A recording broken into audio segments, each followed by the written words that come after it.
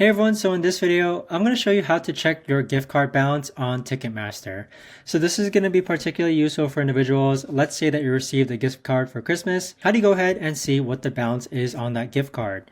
So either way guys, this video is going to be short, sweet, and to the point. There's not going to be a lot of steps involved, but the first thing that we're going to do is log onto our Ticketmaster account and then click on My Account on the upper right hand corner. So from here, you could actually click on My Profile, which is a toggle down button.